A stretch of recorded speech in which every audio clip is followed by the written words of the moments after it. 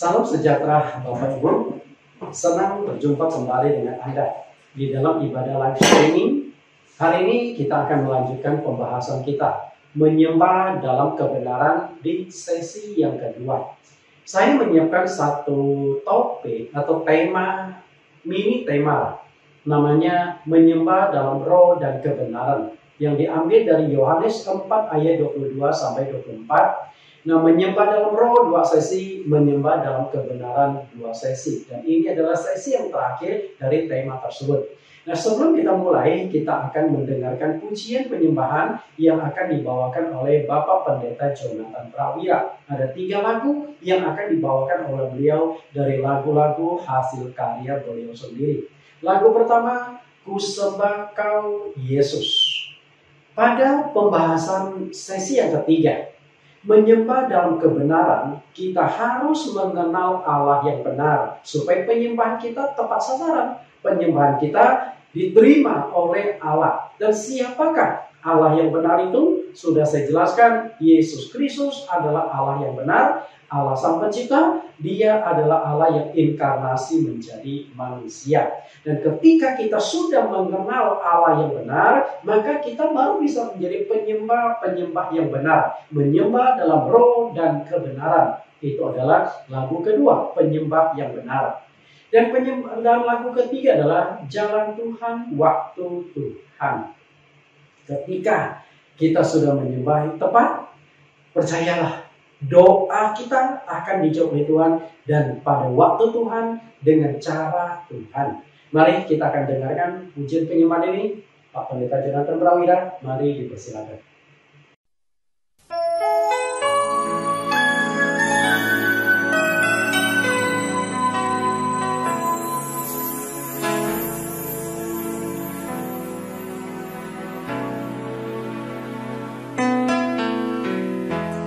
Karena Engkaulah Allah atas segala Allah. Yesus, Engkaulah Tuhan atas segalanya.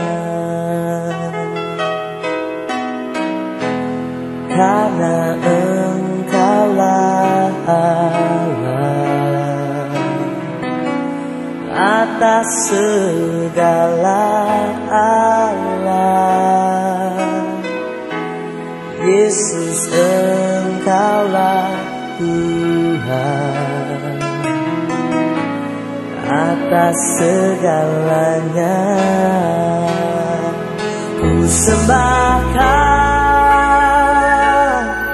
Allah kuasa, Bapa kekal, Raja damai sekarang dan selamanya. Ku sembah Kau Yesus.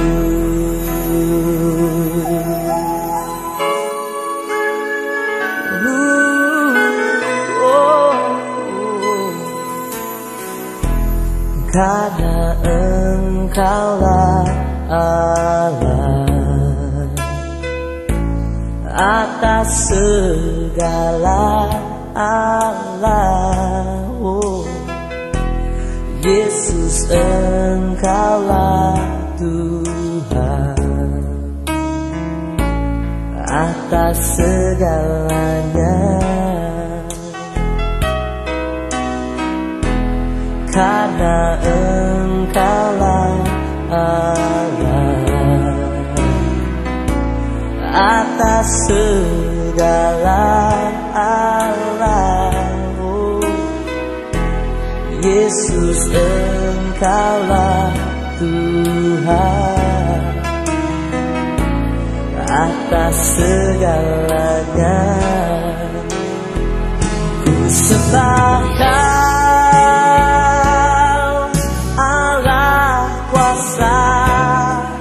Bapa kekal, Raja damai damai sekarang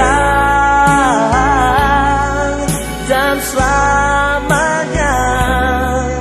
Ku sembah Kau, Yesus.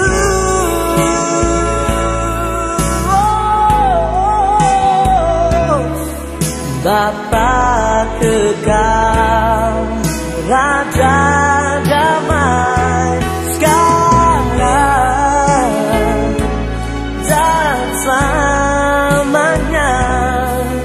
Ku sembah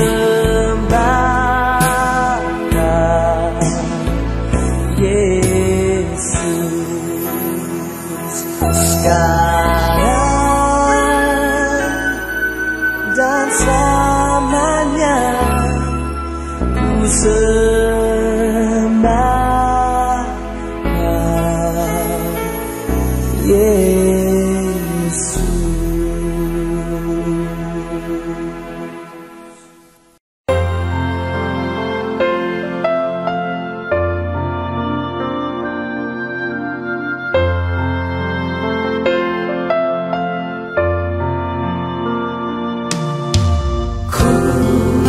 Rindu menyembah-Mu dengan cara yang berkenan padamu. Ku mau mengasihi-Mu sesuai dengan kehendak-Mu. Jadikan ku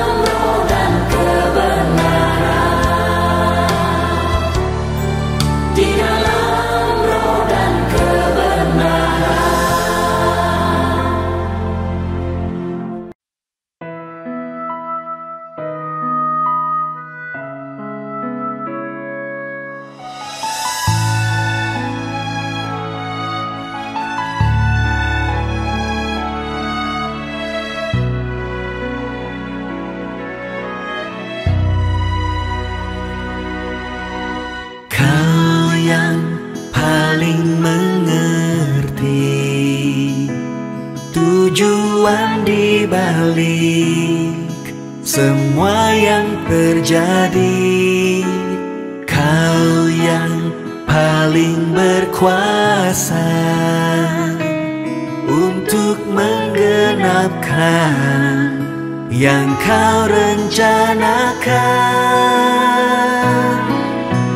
Ku percaya jalan Tuhan terbaik bagiku. Ku percaya waktu Tuhan terindah bagiku.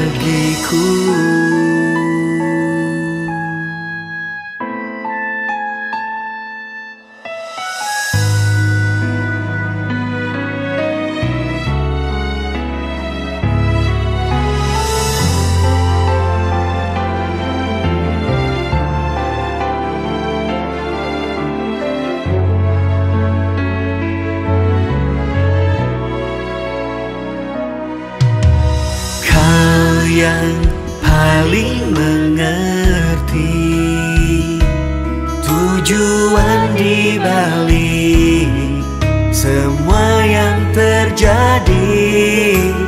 Kau yang paling berkuasa untuk menggenapkan yang kau rencanakan.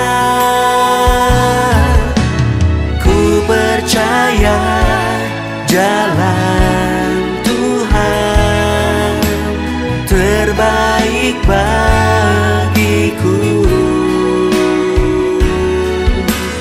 Ku percaya waktu Tuhan terindah bagiku. Oh, ku percaya jalan Tuhan terbaik bagiku. Ku percaya waktu Tuhan terindah bagiku.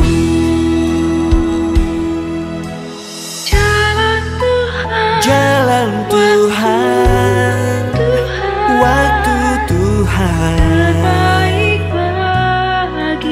terbaik bagiku, terindah bagiku.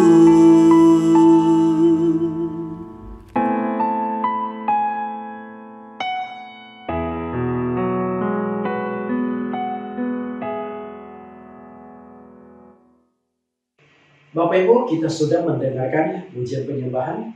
Waktunya kita akan mendengarkan kebenaran firman Tuhan. Mari kita tundukkan kepala kita akan berdoa. Di dalam nama Tuhan Yesus Kristus kami berdoa. Tuhan kami, Allah kami yang hidup, Juru Selamat kami yang tunggal.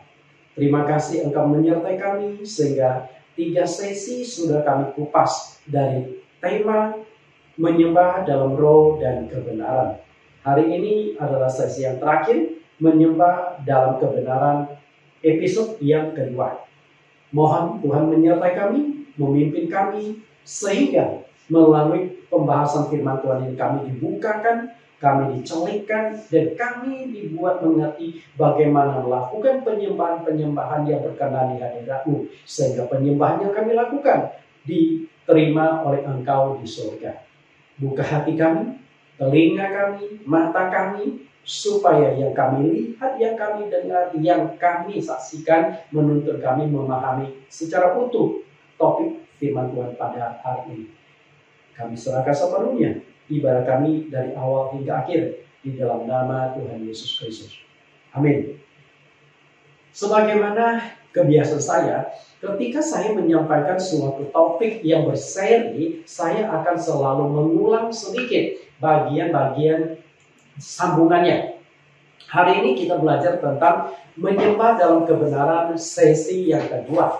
Karena menyembah dalam roh 2 sesi, menyembah dalam kebenaran juga ada 2 sesi.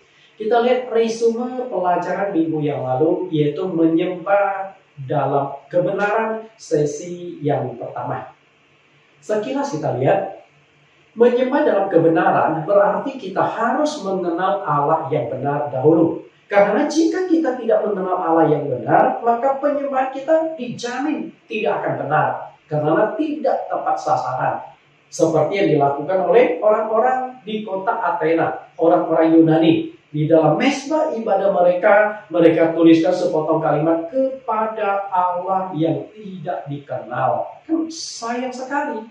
Padahal di dalam penyembahan kita sudah keluarkan waktu, tenaga, uang. Tapi karena tidak mengenal Allah yang benar, maka penyembahan yang kita lakukan itu tidak diperkenan oleh Tuhan. Bagaimana supaya penyembahan atau caranya mengenal Allah? Karena Allah sendiri adalah roh. Bukankah penyembahan kita harus mengenal Allah yang benar? Mengenal Allah yang benar harus melalui bangsa Israel. Kenapa demikian? Kita lihat perkataan Tuhan Yesus. Yohanes 4 ayat 22. Kamu menyembah apa yang tidak kamu kenal, kami menyembah apa yang kami kenal, sebab keselamatan datang dari bangsa Yahudi. Perkataan Tuhan Yesus, kami menyembah apa yang kami kenal. Yesus orang Yahudi, ya. Yesus bangsa Israel. Dan bangsa Israel itu adalah bangsa pilihan Allah. Dari ratusan negara di dunia, Allah hanya memilih satu bangsa, yaitu bangsa Israel. Sehingga menurut saya pemahaman bangsa Israel mengenai Allah akan lebih tepat dibandingkan dengan bangsa-bangsa lain. Karena bangsa Israel punya kitab suci. Dan bangsa Israel punya sejarah cukup panjang. Bagaimana Tuhan menolong mereka. Bagaimana mereka berhubungan, berinteraksi langsung dengan Tuhan. Ketika mereka dipimpin keluar dari Mesir menuju ke tanah Kanaan. Di Mesir Tuhan turun ke 10 tulah. Dan mereka melihat bagaimana pekerjaan Tuhan, kuasa Tuhan. Demikian pula ketika Tuhan menuntun mereka 40 tahun di padang gurun. Mereka juga melihat bagaimana pekerjaan Tuhan yang dahsyat sepanjang 40 tahun itu. Karena itulah untuk bisa mengenal Allah yang benar, Allah yang bisa menyelamatkan, Allah juru selamat tunggal harus lewat bangsa Yahudi. Karena bangsa Yahudi adalah bangsa pilihan Allah yang diungkapkan di Ulangan 7 ayat 6 sampai ayat yang ke-7. Satu-satunya bangsa, satu-satunya umat pilihan yang dipilih Allah bukan karena mereka hebat, bukan karena kuat, bukan karena mereka itu jumlahnya banyak. Maka seperti dikatakan oleh Hosea, bukan dengan kekuatan dan kekuasaan, tapi oleh Tuhan. Kitab suci bangsa Israel Perjanjian Lama sudah sangat jelas memperkenalkan Yesus Kristus itu sebagai Mesias. Allah menjanjikan kepada bangsa Israel akan mengaruniakan Mesias. Ya, siapakah Mesias yang dijanjikan? Di Lukas 24 ayat 4. Ia berkata kepada mereka, inilah perkataanku yang telah kukatakan kepadamu. Karena ketika aku masih bersama-sama dengan kamu, yaitu bahwa harus digenapi semua yang tertulis tentang aku dalam kitab Taurat Musa dan kitab Nabi-Nabi dan kitab Mazmur. Yang dikatakan Tuhan Yesus di ayat ini harus digenapi semua yang tertulis tentang aku. Tertulis tentang Yesus Kristus ada di mana? Di dalam Taurat Musa, di dalam kitab Nabi-Nabi dan kitab Mazmur. Dengan kata lain, seluruh perjanjian lama itu sudah memperkenalkan Yesus. Baik lewat nubuat-nubuat, secara simbolis, secara lambang dan sebagainya, memperkenalkan Yesus. Tapi sayangnya bangsa Yahudi tidak memahami dengan jelas kitab suci mereka. Kalau mereka benar-benar memahami kitab suci mereka sampai makna sesungguhnya mereka bisa tangkap, mestinya mereka sudah temukan Mesias, juru selamat yang sudah dijanjikan Allah kepada mereka. Sayangnya sampai hari ini mereka masih menantikan kedatangan Sang Mesias itu. Menyembah dalam kebenaran. Ada dua bagian yang kita kupas. Pertama, harus mengenal Allah yang benar. Sudah saya kupas pada minggu yang lalu. Yang akan kita kupas pada saat ini adalah menyembah sesuai dengan firman-Nya. Ketika kita sudah mengenal Allah, maka kita harus mengenal juga firman Allah. Karena Allah dengan firman-Nya adalah kesatuan yang tidak terpisahkan. Engkau mengenal Allah, tapi tidak mengenal firman-Nya, salah. Engkau mengenal firman, tapi tidak mengenal Allah, sama juga. Seperti bangsa Israel ini, sudah dapat firman yang benar, firman Tuhan, tapi nggak mengenal Allah. Jadi kedua-duanya itu tidak bisa dipisahkan satu dengan yang lain.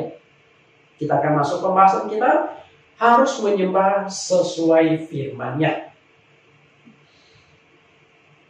Yohanes 4 ayat 24, Allah itu roh, dan barang siapa menyembah Dia harus menyembahnya dalam roh dan kebenaran. Perhatikan dua kata yang ini saya titik beratkan di sini. Menyembah dalam kebenaran. Menyembah. Jadi ketika kita menyembah Allah, harus sesuai dengan kebenaran. Nah, yang menjadi pertanyaan kita sekarang itu adalah kebenaran itu apa? Kalau mau menyembah dalam kebenaran. Kebenaran itu apa? Karena seringkali kita mendengarkan kebenaran. Lalu kebenaran itu apa? Tuhan Yesus menjawab, arti kebenaran itu dalam Injil Yohanes pasal 17 ayat yang ke-17. Tuhan Yesus berkata, kuduskanlah mereka dalam kebenaran. Firman-Mu adalah kebenaran. Jadi yang dimaksudkan kebenaran itu tidak lain firman Tuhan. Okay? Artinya ketika kita menyembah Tuhan, maka penyembahan itu cara-cara menyembahnya harus sesuai dengan firman Tuhan. Ketika kita menyembah itu tidak sesuai dengan firman Tuhan, ajaran-ajaran kita tidak sesuai dengan firman Tuhan, berarti kita menyembah masih di luar kebenaran. Bapak Ibu saya kasih masih di luar kebenaran. Dan berapa banyak orang yang aktif menyembah tapi masih ada di luar kebenaran. Yang namanya agama dengan kitab suci adalah kesatuan yang tidak terpisahkan. Tidak ada agama yang tidak punya kitab suci. Dan kalau ada kitab suci pasti muncul agama. Agama tanpa kitab suci adalah kepercayaan. Tahayul-tahayul. Kita mempercayai sesuatu, tapi yang kita percaya tidak ada tuntunan dalam firman. Tidak ada tuntutan dari kitab suci, maka disebut kepercayaan. Agama dengan kitab suci. Agama yang berbeda memiliki kitab suci yang berbeda juga. Jika agamanya ada 10, mestinya kitab sucinya juga ada 10. Seharusnya seperti itu. Agama A punya kitab suci A. Dan kitab suci A itu pasti diakui firman Tuhan oleh penganut agama A. Agama B punya kitab suci B, agama C punya kitab suci C, agama D punya kitab suci D, dan agama E punya kitab suci E. Sebagai agama, pasti mereka akan mengklaim kitab suci mereka itu adalah firman Tuhan. Kalau begitu, mana yang bisa dikatakan firman Tuhan? Mengingat masing-masing agama punya kitab suci. Kalau Anda orang Kristen mengatakan Alkitab adalah firman Tuhan, itu kan lagi Anda orang Kristen. Tapi bagaimana dengan agama-agama lain? Bukankah mereka juga akan katakan hal yang sama? Kitab suci kami adalah firman Tuhan. Bahkan rasa hormat mereka terhadap kitab suci mereka melebihi umat-umat Kristen. Saya berapa kali ke pasar tradisional melihat ada tempe dibungkus pakai kertas Alkitab. Nah, mau ngomong apa tuh? Ya, mau ngomong apa? Apakah ada Kristen yang demo-demo, marah-marah? Kita nggak diajarkan sama-sama. Tapi coba kitab suci agama lain, agama seberang. Kitab suci mereka dibungkus tempe, wah penjual tempe bisa habis. Ini bisa jadi viral, bisa jadi demo besar-besaran. Betul nggak? Artinya apa? Penghormatan mereka terhadap kitab suci mereka jauh melebihi orang Kristen. Kalau orang Kristen cuek saja. Oke? Tentu saya tidak katakan bahwa salah dan benar karena sudut pandangan berbeda-beda. Ini kan Anda ceritakan bagaimana firman Tuhan yang ada di hati kita itu yang paling penting. Bagaimana kita menghargai firman Tuhan setelah kita baca, kita lakukan itu yang paling penting. Tapi intinya adalah kalau Tuhan itu hanya satu, mungkinkah Tuhan yang satu ini akan memberikan kitab suci yang berbeda-beda yang memunculkan agama berbeda-beda juga? Menurut saya tidak mungkin.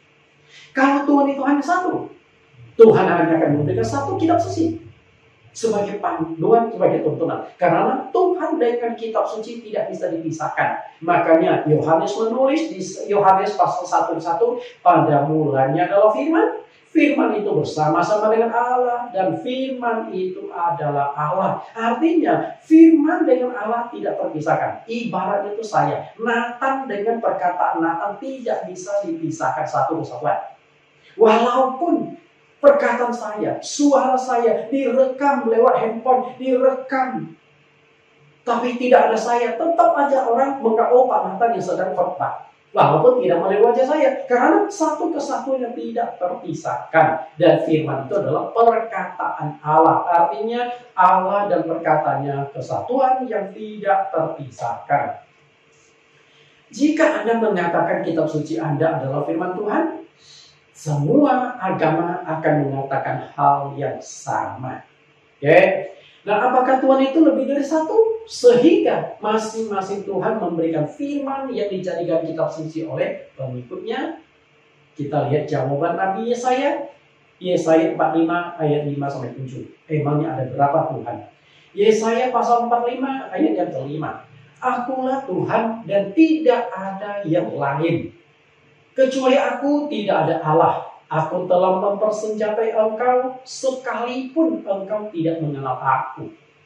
Perhatikan baik-baik perkataan Tuhan melalui Nabi Yesaya. Akulah Tuhan dan tidak ada yang lain. Nangkap nggak Bapak? Akulah Tuhan, nggak ada yang lain. Artinya di luar Tuhan ini maka sudah tidak ada Tuhan yang lain. Kecuali Tuhan kecil, banyak sekali. Berarti ketika kita menyembah bukan kepada Tuhan yang dijelaskan di Yesaya 45 ayat yang kelima, kita sudah salah menyembah. Kalau sudah salah menyembah, tentu Tuhan tidak berkenan. Ayat 6, supaya orang tahu dari terbitnya matahari sampai terbenamnya bahwa tidak ada yang lain di luar aku, akulah Tuhan dan tidak ada yang lain. Yang menjadikan terang dan menciptakan gelap, yang menjadikan nasib bujur dan menciptakan nasib malam, akulah Tuhan yang membuat semua itu. Perhatikan penjelasannya di ayat 45 tadi, akulah Tuhan, tidak ada yang lain. Artinya Allah itu hanya ada satu. Allah itu hanya satu. Kecuali aku tidak ada Allah. Nah itu mirip sekali dengan kalimat syahadat yang diucapkan oleh saudara kita Muslim. Tiada Tuhan selain Allah. Namun masalahnya adalah apakah Allah yang disembah oleh saudara kita itu sudah sama dengan yang dicatatkan di Yesaya 45 ayat 5 atau belum? Kalau belum, apakah sudah tepat penyembahannya itu? Jika ada Tuhan yang lain, maka itu pasti Tuhan buatan manusia, berhala-berhala, atau Tuhan hasil karangan manusia.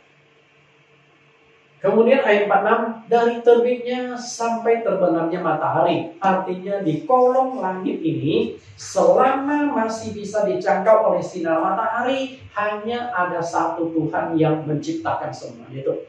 Maka utara, timur, barat, selatan, hanya ada satu Tuhan. Karena itu ketika seluruh penduduk bumi utara, timur, barat, selatan bukan menyembah Allah yang dicatatkan di Yesaya 45 ayat yang ke-6, belum mengenal Allah yang benar. Lalu Allah siapa yang diperkenalkan? Itu yang menjadi pertanyaan penting. Ya, jika Tuhan itu hanya ada satu yang menguasai seluruh hidup manusia, maka Tuhan inilah yang harus disembah. Karena Dia yang berkuasa atas manusia, menciptakan nasib bujur, menciptakan nasib malam. Artinya untung rugi hidup mati manusia ada di tangan yang satu ini, di tangan Sang Pencipta yang satu ini. Bapak Ibu yang saya kasihi, maka kita harus cari temukan Allah yang satu ini. Tentu kalau Allah yang satu ini diperkenalkan oleh Nabi Yesaya, pasti Yesus Kristus. Karena Yesaya itu adalah boleh dikatakan kitab Injil Perjanjian Lama. Karena di kitab Nabi Yesaya banyak sekali menubuatkan tentang Yesus Kristus. Misalnya Yesus Kristus yang akan lahir oleh seorang perawan, lahir dari seorang perempuan perawan. Kemudian Yesus akan diberi nama Immanuel, dicatatkan di Yesaya pasal 7 ayat 14. Kemudian sebelum datang ke dunia, Yesus sudah mendapatkan sebutan sebagai Allah di Yesaya pasal 9 ayat 5 sampai ayat yang ke-6. Yesus disebut Allah yang perkasa, Bapa yang kekal, Raja Berdamai, Penasihat ajaib. Dan Yesus akan lahir dari keturunan Daud. Nah, itu menurut Nabi Yesaya. Berarti Yesaya memperkenalkan Yesus Kristus itu sebagai Allah yang benar. Jika Tuhan hanya satu, dengan sendirinya hanya ada satu kitab suci yang berasal dari Tuhan yang satu itu. Berarti tidak semua kitab suci yang ada di muka bumi itu adalah firman Tuhan. Hanya firman Tuhan, hanya kitab suci yang benar-benar diwahyukan Tuhan, yang diturunkan oleh Tuhan, walaupun ditulis oleh para nabi-nabi, itu yang bisa dikatakan sebagai firman Tuhan. Lalu apa buktinya? Alkitab itu adalah firman Tuhan.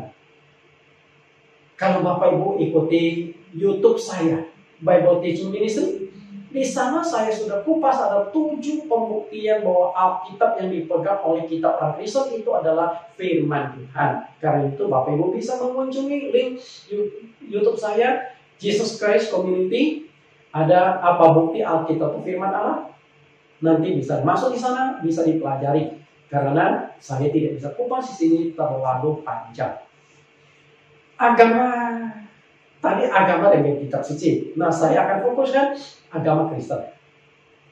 Agama Kristen. Jika agama non-Kristen menyembah di luar kebenaran, karena kitab suci dengan Tuhan yang benar tidak akan terpisahkan, betul? Lalu bagaimana dengan internal umat Kristen? Apakah penyembahannya sudah sesuai dengan kebenaran? Bukankah Allah menghendaki kita menyembah dalam kebenaran?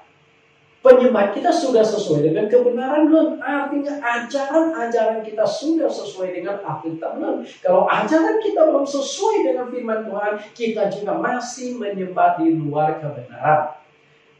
Kitab suci sama memunculkan 2 agama berbeda. Ada Katolik, ada agama Kristen Protestan. Menurut saya, penyembahan dalam agama Kristen justru bermasalah besar dan tidak sesuai dengan kebenaran. Banyak yang tidak sesuai kebenaran. Karena jika satu kitab suci memunculkan 2 agama, menurut saya ada masalah. Betul? Jika kitab suci berbeda, memunculkan agama berbeda adalah hal yang wajar. Bahkan sudah pasti terjadi. Agama A memunculkan kitab suci A. Kitab suci A memunculkan agama A. Kitab suci B memunculkan agama B. Kitab suci C memunculkan agama C. Dan seterusnya. Tapi persoalannya adalah agama Kristen. Kitab sucinya sama. Tapi memunculkan 2 agama yang berbeda. Menurut saya tidak wajar. Artinya ada masalah yang serius di dalam kekristenan kita. Serius. Ya, karena kita ingin kembali pada kebenaran. Lihat di sini, banyak denominasi gereja di seluruh Indonesia. Jumlah denominasinya itu ada 326 denominasi yang diakui Departemen Agama secara resmi. 326. Artinya adalah ada 326 doktrin berbeda-beda. Ada 326 sinode organisasi berbeda-beda. Ada 326 ajaran yang berbeda-beda. Bukankah ini masalah serius? Banyaknya ajaran berbeda-beda ini yang memunculkan banyak sinode gereja. Ini adalah masalah serius di dalam kekristenan. Sehingga kita bertanya-tanya ajaran mana yang benar. Sinode mana yang benar? Pasti semua sinode akan menegaskan ajaran mereka, sinode mereka sudah sesuai dengan firman Tuhan. Kalau sinode A, B, C, D, E, dan seterusnya sudah sesuai dengan firman Tuhan, mungkinkah memunculkan ajaran yang berbeda-beda, doktrin yang berbeda-beda? Seharusnya tidak demikian. Ketika ajaran yang kita pegang salah, maka penyembahan ibadah kita juga menjadi sia-sia. Karena Tuhan menghendaki kita menyembah dalam kebenaran, otomatis ajaran kita harus sesuai dengan kebenaran Alkitab. Matius 15 ayat 8-9. Matius 15 ayat 8, bangsa ini memuliakan aku dengan bibirnya, padahal hatinya jauh daripadaku. Percuma mereka beribadah kepadaku, sedangkan ajaran yang mereka ajarkan ialah perintah manusia. Yesus berkata, bangsa ini memuliakan aku. Memuliakan Tuhan berarti menyembah, memuji, menaikkan puji-pujian kepada Tuhan. Intinya adalah memuliakan Tuhan itu artinya penyembahan. Oke, penyembahan. Tapi sayang sekali penyembahan yang kita lakukan itu tidak diterima oleh Tuhan. Artinya Tuhan berkata, percuma beribadah kepadaku. Karena di dalam ibadah itu ada cakupan penyembahan-penyembahan. Ada doa, ada naikkan puji-pujian, dan penyembahan kita tuh menjadi sia-sia. Padahal untuk beribadah Bapak Ibu harus korbankan minimal 3 hal. Korban waktu, sekali ibadah berapa jam. Kalau kita tidak ada COVID, kita masih ibadah di gedung gereja. Di dalam gereja saja 2 jam, belum termasuk perjalanan. Minimum 3-4 jam sekali ibadah. Ternyata sia-sia karena ajaran yang kita pegang. Betul. Kemudian korban uang, ada biaya transportasi, ada uang persembahan, lalu ada korban tenaga. Tapi semua yang kita lakukan itu sia-sia hanya gara-gara kita pegang ajaran manusia atau perintah manusia. Sia-sia. Nah, kalau kita tahu ibadah kita itu tidak diterima Tuhan, sia-sia. Lebih baik kalau ibadah, betul nggak? Karena untuk apa? Sama seperti penyembahan yang dilakukan oleh orang-orang Athena. Di Kisah Rasul pasal yang ke-17, ayat 23-24. Mereka aktif menyembah Allah, tetapi tidak mengenal Allah yang harus disembah. Apakah penyembahan mereka diterima oleh Tuhan? Walaupun di dalam mesbah mereka muncul sepotong kalimat kepada Allah yang tidak dikenal. Jadi Anda jangan menyangka bahwa doa-doamu, ibadah-ibadahmu sudah diperkenan oleh Tuhan. Karena engkau tidak mengenal Allah, ibadahmu tidak diperkenan Tuhan. Gara-garanya apa? Perintah manusia yang Anda pegang. Perintah manusia itu adalah ajaran-ajaran manusia. Ajaran-ajaran manusia dalam konteks saat ini adalah doktrin sinode. Bukankah masing-masing sinode, 326 sinode, punya doktrin masing-masing? Dan ketika yang kita pegang itu bukan doktrin Alkitab, bukan doktrin firman Tuhan, ajaran firman Tuhan, tapi yang kita pegang adalah doktrin sinode, sia-sialah kita. Dan kalau semua sinode doktrinnya sudah sesuai Alkitab, tidak akan mungkin muncul banyak sinode betul. Karena itu, ini masalah yang serius di dalam kekristenan. Keaktifan di luar kebenaran tetap mengalami kebinasaan.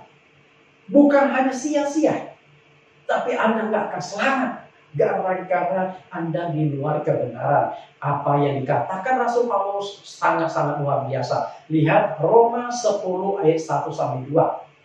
Ayat 1, saudara-saudara, keinginan hatiku dan doaku kepada Tuhan ialah supaya mereka diselamatkan. Ayat 2, sebab aku dapat memberi kesaksian tentang mereka bahwa mereka sungguh-sungguh giat untuk Allah, tetapi tanpa pengertian yang benar. Di dalam ayat yang kedua, Paulus memuji sekelompok orang yang ditemui Paulus. Mereka sungguh giat untuk Allah. Artinya di dalam ibadah, di dalam penyembahan mereka sangat sungguh-sungguh lakukan. Ya, sungguh-sungguh. Berani korban waktu, korban tenaga, korban uang, bahkan korban nyawa demi agama mereka. Tapi Paulus tahu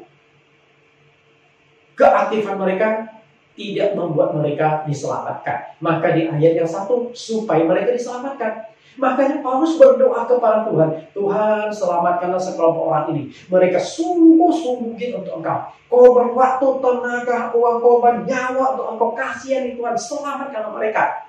Mereka bisa selamat atau tidak bukan tergantung doanya Paulus. Tetap ada di dalam otoritasnya Tuhan. Bagaimana Tuhan menyelamatkan? Harus sesuai dengan firman-Nya. Kenapa mereka nggak selamat? Jawabannya ada di ayat yang ketiga. Kita lihat ayat yang ketiga.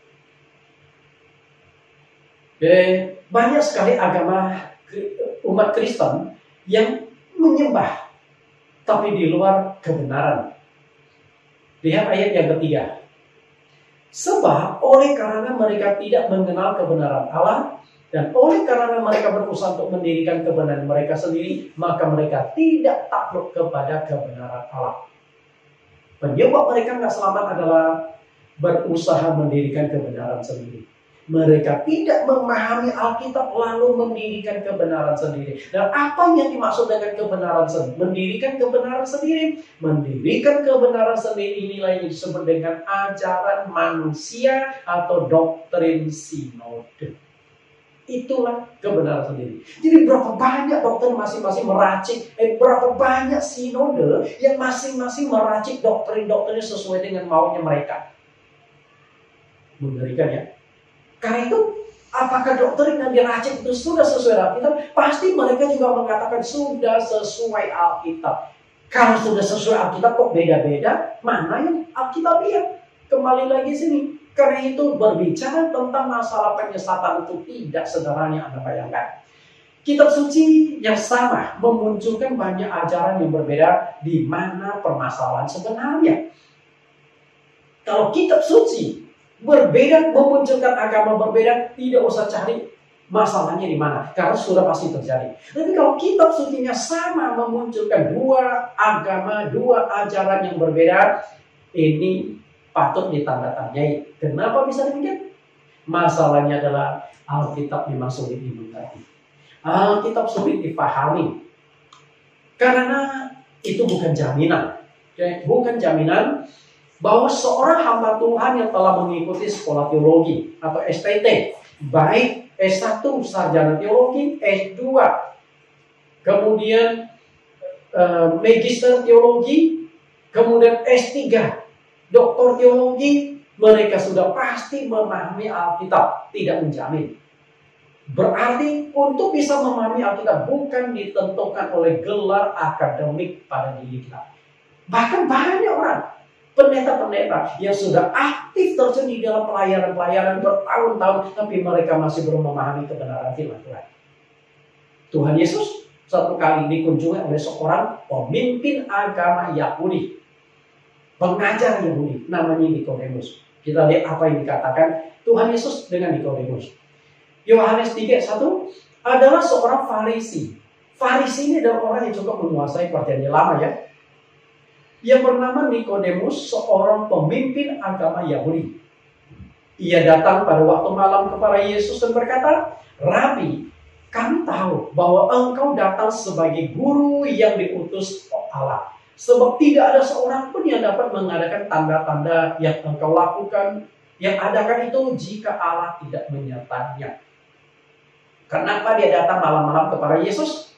Karena dia ini pemimpin agama Yahudi, seorang Farisi. Dia juga takut jadi batu sandungan kepada umat yang dipimpinnya, atau takut dikritik, diserang oleh penganut-penganut agama Yahudi. Karena itu dia datang pada waktu malam secara terselubung. Ayat 3, Yesus menjawab katanya, "Aku berkata kepadamu, sesungguhnya jika seorang tidak dilahirkan kembali, ia tidak dapat masuk kerajaan Allah."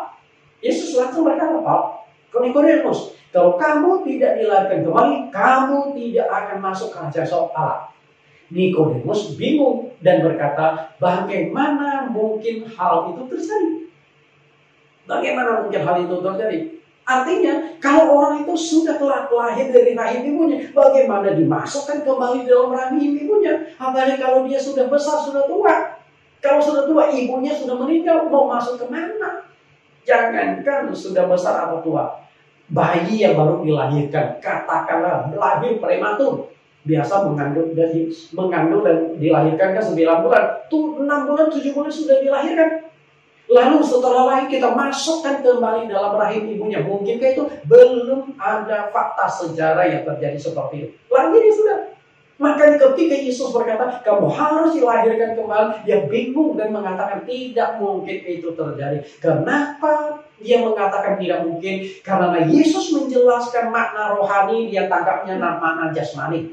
Yesus menjelaskan tentang kelahiran kembali secara rohani, tapi dia tangkapnya kelahiran kembali secara jasmani. Maka dia katakan tidak mungkin terjadi. Akhirnya Tuhan Yesus menegur, engkau adalah pengajar Israel dan engkau tidak mengerti hal itu.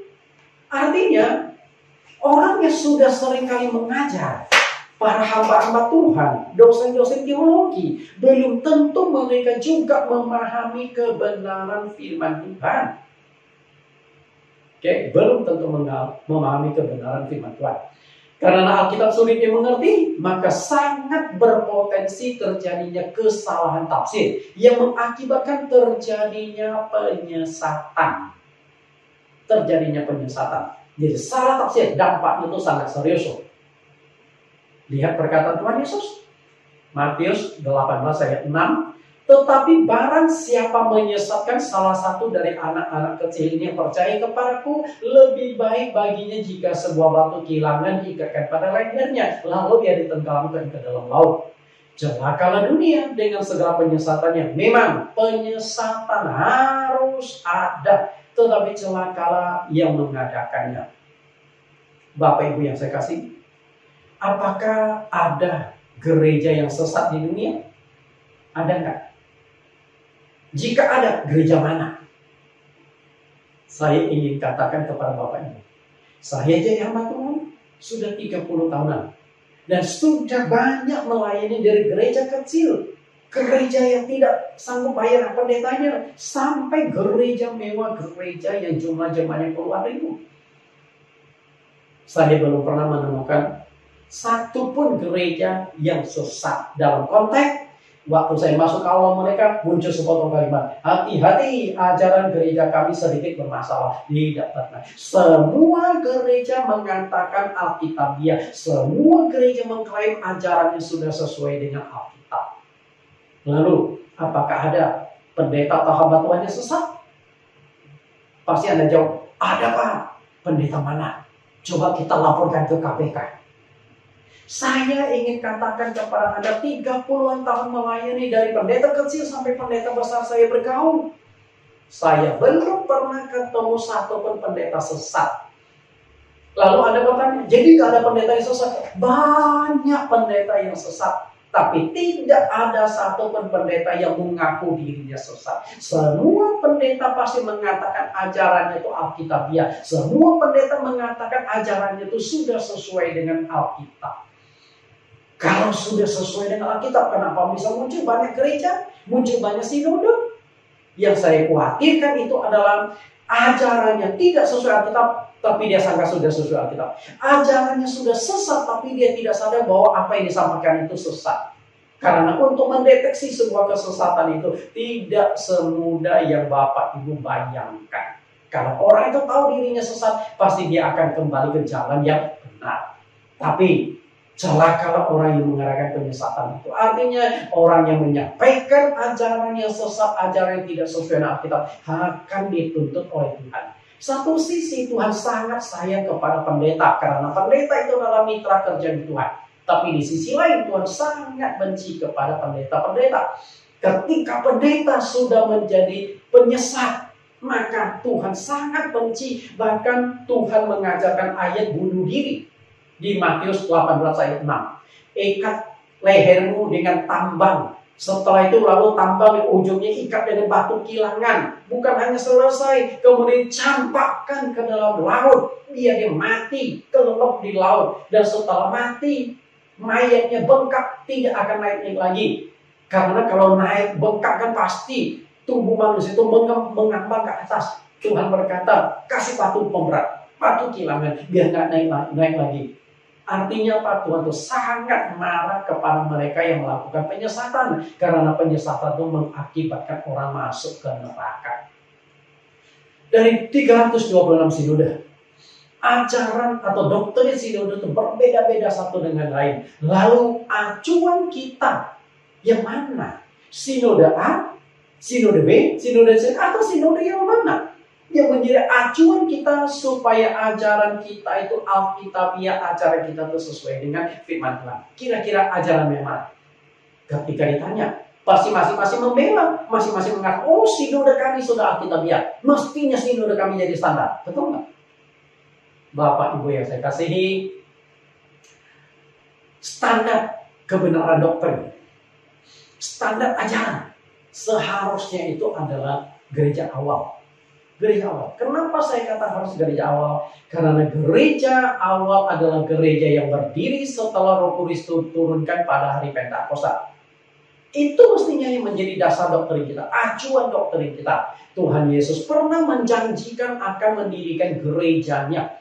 2000 tahun yang lampau Tuhan Yesus sudah tegaskan. Kita lihat bagaimana janji Tuhan tentang akan mendirikan gerejanya. Matius 16 ayat 18. Dan aku pun berkata kepadamu, engkau adalah Petrus. Dan di atas batu karang ini aku akan mendirikan jemaatku. Dan alam maut tidak akan menguasainya.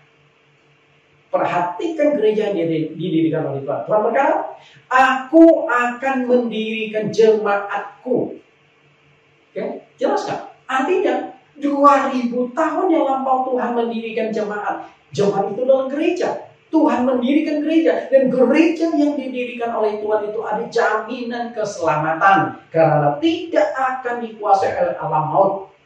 Setelah manusia mati, manusia akan dicampakkan ke alam maut sebagai tempat penampungan sementara. Di sana akan disiksa menanti penghakiman pada akhir zaman. Lalu ayat 19, kepadamu akan kuberikan kunci kerajaan sorga. Apa yang kau ikat di dunia ini akan terikat di sorga, dan apa yang kau lepaskan di dunia ini akan terlepas di sorga. Gereja yang didirikan Tuhan, satu sisi tidak akan dikuasai oleh alam maut, di sisi lain memiliki otoritas, memiliki koneksi langsung dengan sorga. Maka Yesus berkata, apa yang kau ikat di dunia terikat di sorga, apa yang kau lepaskan di dunia terlepas di sorga. Gereja milik Tuhan itu punya koneksi langsung dengan sorga. Karena jika penyembahan kita, ajaran kita sudah sesuai dengan Alkitab, maka itu gereja tersebut pasti punya hubungan langsung dengan sorga. Mengikat artinya mendaftarkan nama Anda di dalam kitab kehidupan. Kemudian melepaskan artinya memecat jemaat sehingga ketika dipecat namanya akan terhapus di dalam kitab kehidupan. Mengenai kitab kehidupan, saya ada satu topik, ada terdiri dari 8 episode. Judul temanya kitab kehidupan. Bapak Ibu bisa masuk dan melihat di link YouTube kami Bible Teaching Ministry untuk memahami lebih jauh tentang kitab kehidupan yang akan mencatat nama-nama orang yang akan masuk ke surga. Bapak Ibu yang saya kasih, gereja awal seharusnya menjadi standar doktrin. Kenapa saya katakan bahwa gereja awal harus menjadi standar doktrin? Saya akan berikan 5 alasan. Yang pertama, gereja awal itu adalah gereja yang didirikan oleh Tuhan Yesus melalui Roh Kudus. Penulis Ibrani pasal 8 ayat 1-2 mengatakan ada 2 macam gereja. Ada 2 macam kekuatan yang bisa mendirikan gereja. Kekuatan pertama itu gereja yang didirikan oleh Tuhan. Dan kekuatan yang kedua adalah gereja yang didirikan oleh manusia. Gereja yang didirikan oleh manusia itu bisa dikatakan gereja yang didirikan oleh sinode-sinode. Apakah umat Kristen, pendeta-pendeta bisa mendirikan gereja di luar kuasa Tuhan? Saya katakan bisa. Kenapa tidak? Karena jika umat agama lain bisa mendirikan rumah ibadah untuk agama dia, kenapa orang Kristen nggak bisa? Banyak artis-artis yang mendirikan rumah ibadah dengan uang sendiri, dengan kekuatan sendiri. Demikian pula seharusnya manusia, seharusnya banyak pendeta bisa dirikan gereja sendiri. Yang penting untuk mendirikan gereja, ada uang dan ada koneksi. Uang untuk mendirikan bangunan, sedangkan koneksi untuk mendapatkan izin. Dan yang namanya gereja berdiri pasti ada umatnya. Tapi 2 hal yang harus Anda bedakan adalah mendirikan gereja dan menghadirkan Tuhan ke dalam gereja adalah 2 hal yang berbeda dan terpisah. Banyak gereja yang berdiri tapi Tuhan tidak ada di sana. Karena apa? Ajaran yang menyimpang dari Alkitab. Gereja masih memiliki kesatuan doktrin. Karena saat itu gereja itu baru satu. Gereja hanya ada satu doktrin. Maka di Efesus pasal 4 ayat 5 dikatakan satu Tuhan, satu iman, satu baptisan. Kalau Tuhan itu hanya satu, tidak mungkin Tuhan akan berikan macam-macam baptisan. Kalau gereja baru satu, nggak mungkin di dalam satu gereja muncul 2 macam doktrin baptisan. Tidak mungkin. Maka gereja satu, doktrin juga ada satu. Di zaman Alkitab, gereja-gereja itu nggak pakai nama. Merek gereja ditentukan oleh kota. Gereja Filipi, gereja Roma, gereja Korintus, gereja Efesus, itu nama-nama kota. Di sana ada gereja Tuhan. Kalau hari ini masing-masing sinode punya nama, bukan ditentukan oleh kota.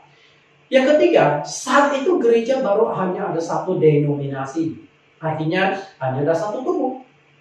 Oke, maka tidak ada doktrin-doktrin lain. Maka doktrin itu hanya harusnya menjadi acuan dari kita supaya ajaran kita itu sesuai. Yang keempat, organisasi gereja bersifat sentralisasi, bukan bersifat otonom.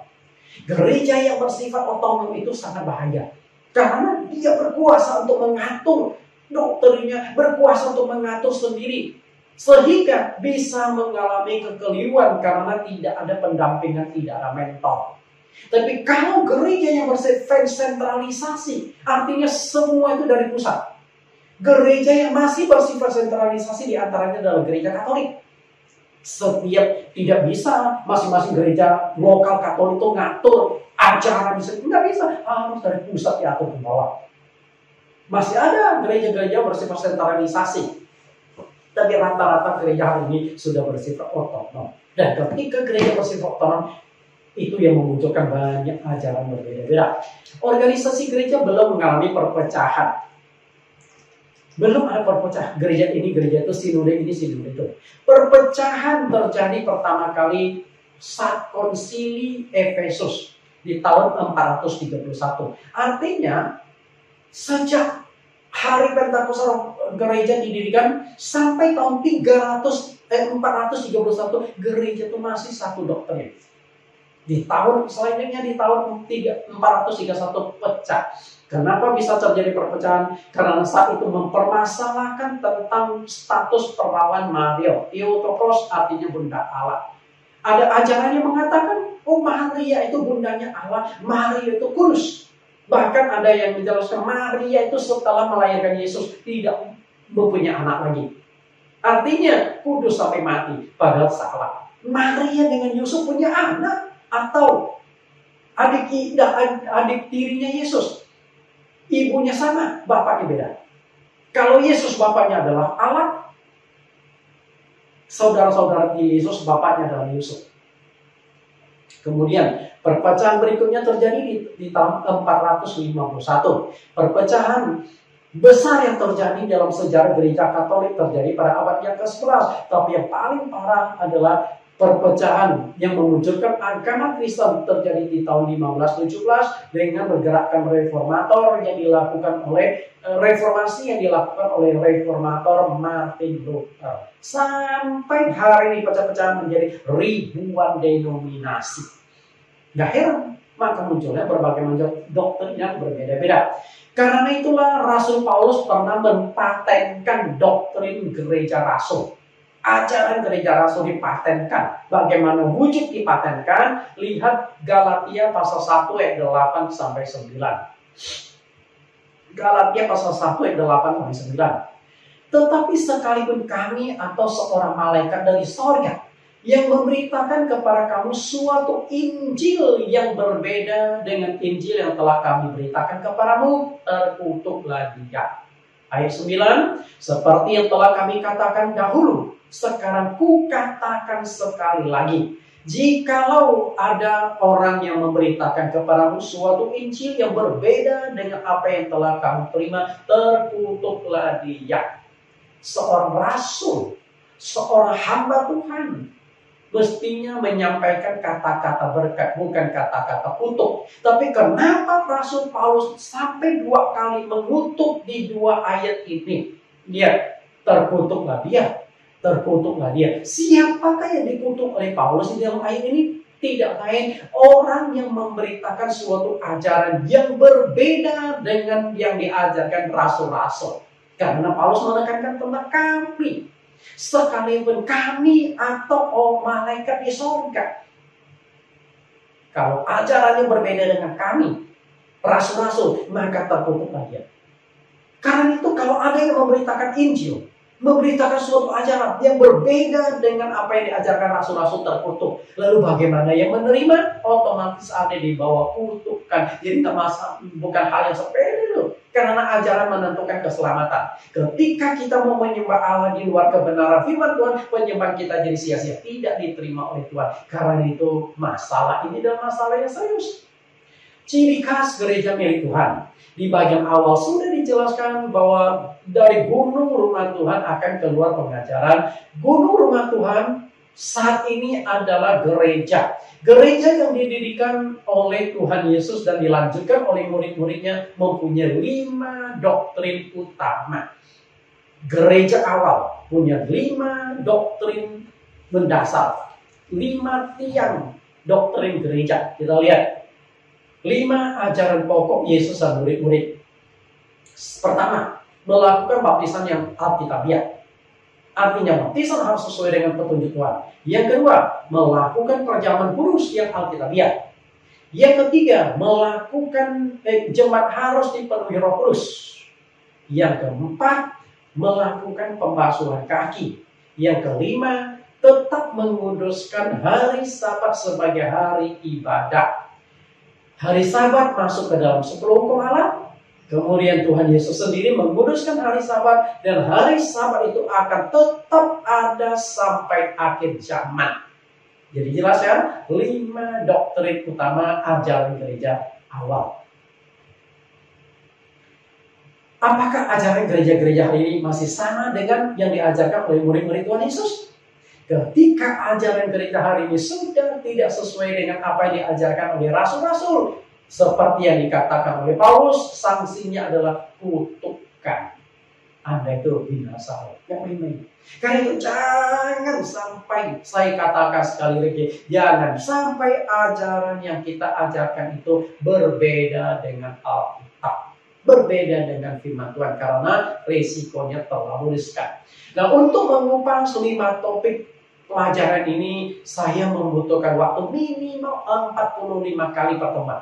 Jadi banyak ya. Tapi setahap saya akan masukkan seluruh pengajaran Alkitab yang saya sampaikan itu lewat link YouTube Bible Teaching Ministry. Karena itu Bapak Ibu bisa mendapatkan pelajaran tentang baptisan, itu sudah ada di dalam Bible Teaching Ministry. Tentang perjamuan kudus, hari Sabat, Roh Kudus, kemudian basuh kaki, semuanya itu sudah akan saya masukkan suatu saat nanti. Kita lihat baptisan air, perjamuan kudus, dan dipenuhi Roh Kudus. 3 doktrin ini masih diakui dan masih dijalankan oleh gereja-gereja hari ini. Walaupun masih berbeda-beda antara satu sinode dengan sinode lain. Sinode A punya cara baptisan A. Sinode B punya cara baptisan B. Sinode C punya cara baptisan C. Masing-masing punya cara baptisan. Tapi setidaknya mereka masih akui, masih jalankan. Lalu ada 2 lagi, pembasuhan kaki dan menguduskan hari Sabat. 2 doktrin ini sudah hilang dari gereja zaman sekarang. Apakah masih perlu? Nah, tentu perlu kupasan lebih dalam. Mengapa bisa terjadi perbedaan doktrin antara sinode satu dengan sinode lain? Bahkan ada yang hilangkan, misalnya Sabat dihilangkan, basuh kaki dihilangkan. Permasalahannya ada di 2 Petrus 1 ayat 20-21. Masalah tafsiran, perbedaan penafsiran. 2 Petrus 1 ayat 20. Yang terutama harus kamu ketahui ialah bahwa nubuat-nubuat dalam kitab suci tidak boleh ditafsirkan menurut kehendak sendiri. Sebab tidak pernah nubuat dihasilkan oleh kehendak manusia, tetapi oleh dorongan Roh Kudus orang berbicara atas nama Allah. Permasalahannya itu adalah tafsiran. Sinode A punya tafsiran A, sinode B punya tafsiran B. Pendeta A punya tafsiran A, pendeta B punya tafsiran B. Sehingga banyak tafsiran-tafsiran muncul yang memunculkan berbagai macam doktrin yang berbeda-beda. Apakah Alkitab tidak boleh ditafsirkan? Boleh. Oke?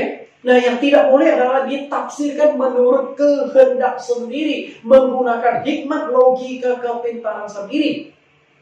Penafsiran Alkitab harus dituntun oleh Roh Kudus, karena sumber penulisan Alkitab itu adalah Roh Kudus. Dan ketika Roh Kudus menuntun, maka akan terjadi kesatuan pandangan tentang sebuah doktrin, kesamaan pandangan tentang sebuah doktrin. Dan ketika kesalahan terjadi di dalam penafsiran, dampaknya juga sangat signifikan. Dampaknya adalah kebinasaan. Maka jangan sampai ajaran kita salah, tafsiran kita salah, karena dampaknya itu adalah kebinasaan. Lihat apa yang dikatakan Petrus selanjutnya. 2 Petrus 3:15, anggaplah kesabaran Tuhan kita sebagai kesempatan bagimu untuk beroleh selamat. Seperti juga Paulus, saudara kita yang kekasih, telah menulis kepadamu menurut hikmat yang dikaruniakan kepadanya. Dalam hal itu dibuatnya dalam semua suratnya. Apabila ia berbicara tentang perkara-perkara ini, dalam surat-suratnya itu ada hal yang sukar difahami, sehingga orang yang tidak memahaminya dan orang-orang yang tidak memahaminya dan yang tidak teguh hatinya, yang tidak teguh imannya, memutarbalikkannya menjadi kebinasaan mereka sendiri, sama seperti yang mereka buat dengan tulisan-tulisan yang lain. Yang saya cetak warna hitam dan garis bawah, surat-suratnya ada hal-hal yang suka dipahami. Tulisan Paulus banyak yang sulit dipahami, maka perlu ditafsirkan. Dan ketika disalah tafsirkan, maka terjadilah pemutarbalikkan kebenaran, ujung-ujungnya adalah kebinasaan. Misalnya baptisan nih, mestinya begini jadi begitu karena salah tafsir. Dan baptisan berhubungan dengan keselamatan, habislah Anda. Basuh kaki, kemudian perjamuan kudus, Roh Kudus, hari Sabat, semuanya itu sudah banyak yang dicungkir balikan karena salah tafsir. Maka ada yang jalankan, ada yang tidak, dan ketika dijalankan pun tidak sesuai dengan prinsip-prinsip Alkitab.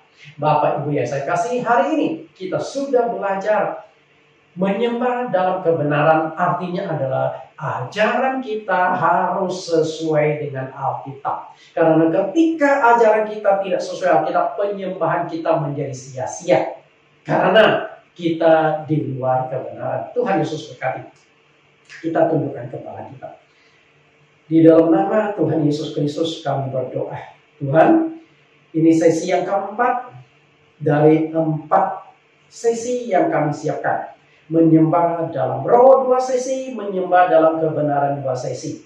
Semoga apa yang sudah kami belajar dari Yohanes 4 ayat 24, menyembah Allah dalam roh dan kebenaran, membuat seluruh jemaatmu dimanapun ada berada, baik di Indonesia maupun di luar negeri, mereka dicolekkan, mereka dibukakan pengertian yang baru, sehingga mereka dituntun menuju pada keselamatan karena penyembahan mereka sudah sesuai kebenaran. Kerinduan hamba-Mu agar mereka mendapatkan penyertaan Engkau, dan penyertaan itu bisa terjadi ketika penyembahan itu sudah sesuai dengan kehendak Engkau. Hamba-Mu serahkan kepada Engkau seluruh jemaat yang mendengarkan kebenaran firman hari ini, agar mereka sadarkan, agar mereka kembali ke dalam kebenaran-Mu. Di dalam nama Tuhan Yesus kami berdoa. Amin. Bapak Ibu, kita akan mendengarkan pengumuman.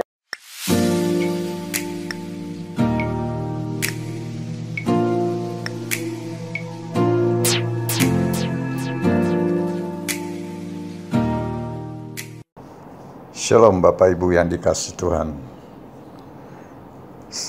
Sebelum kita masuk dalam doa, ada beberapa pengumuman yang akan saya bacakan sebagai berikut. 1.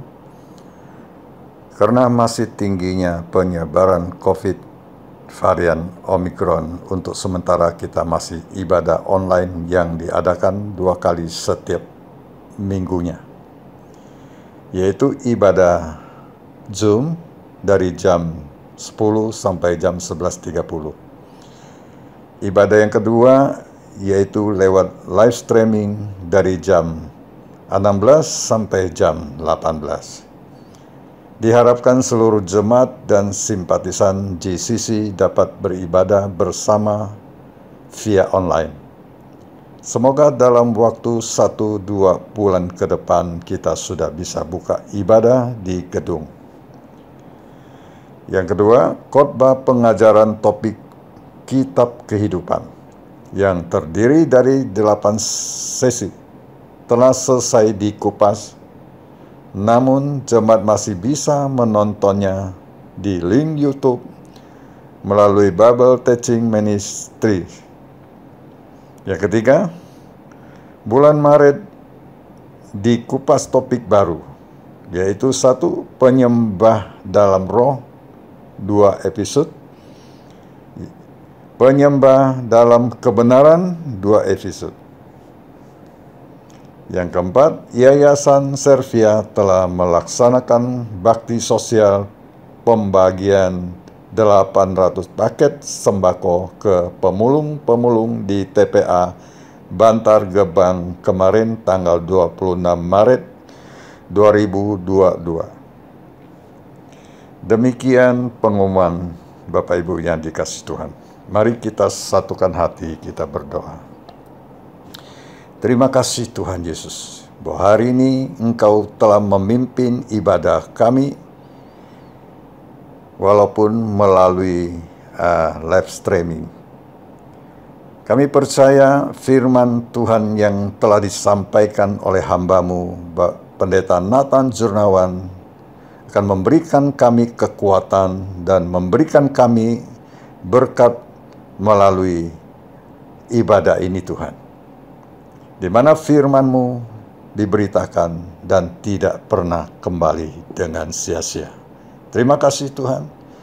Kami serahkan hamba-Mu, Pendeta Nathan Jurnawan, dengan pelayanannya, pengajarannya, dengan pengembalanya, semuanya Engkau berkati, Engkau urapin, terus Engkau pakai dengan luar biasa.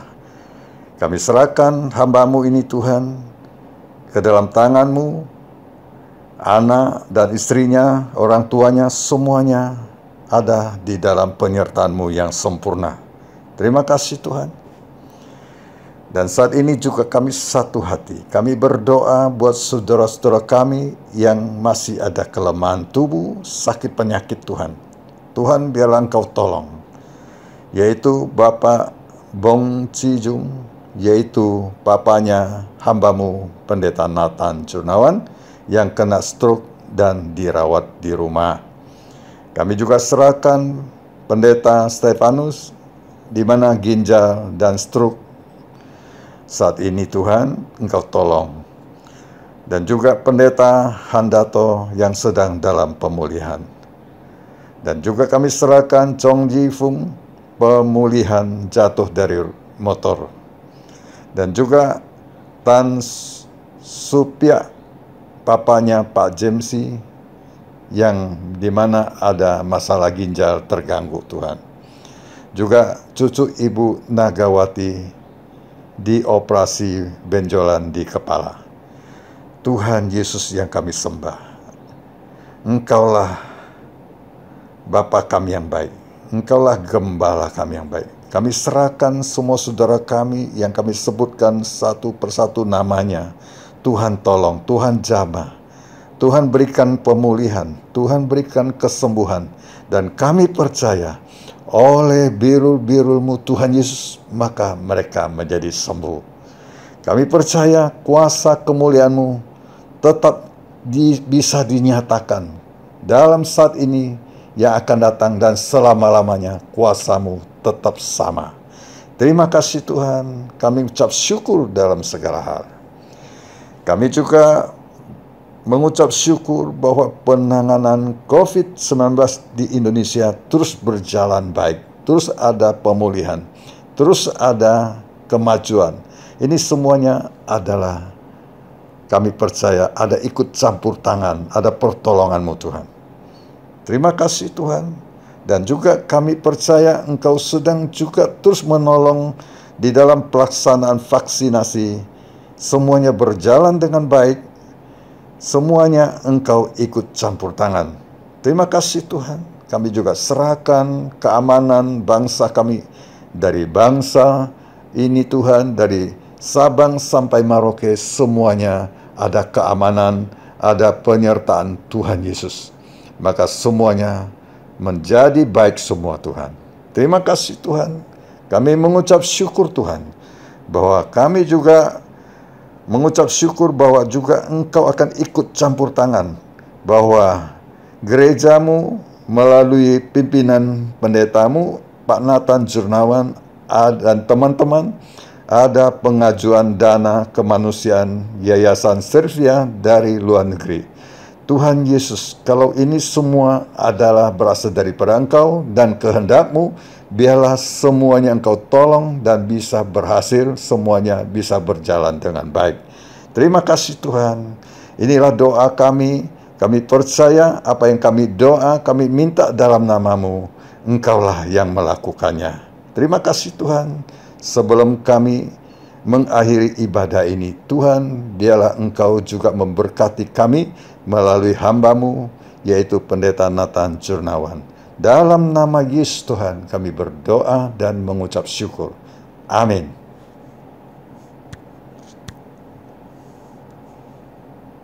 Bapak Ibu, kita sudah mendengarkan pengumuman dan juga doa syafaat. Kita akan akhiri ibadah kita.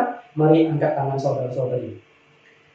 Kasih dari surga akan turun atas saudara sekalian. Dan kasih dari surga akan menyertai saudara sekalian. Sehingga saudara-saudara akan diberkati di dalam setiap pekerjaan saudara. Diberkati dalam keamanan saudara. Diberkati dalam kesehatan saudara. Diberkati dalam keluarga masing-masing. Diberkati pernikahanmu. Diberkati anak-anakmu. Di dalam pendidikanmu. Apapun yang engkau lakukan di dalam hidupmu, ada penyertaan Tuhan. Karena Tuhan hadir di tengah-tengah keluargamu saat ini sampai selama-lamanya. Kita tutup dengan satu pujian masuk ruang Maha Kudus di bagian refnya. Ku menyembahmu, ku sembahmu, sebab nama-Mu kudus, kudus. Tuhan, ku menyembah, ku menyembahmu, ku sembahmu, sebab nama-Mu kudus, kudus Tuhan. Amin. Sampai bertemu di minggu depan dengan episode yang lebih menarik. Minggu depan kita akan mengupas topik yang baru. Tuhan Yesus berkati.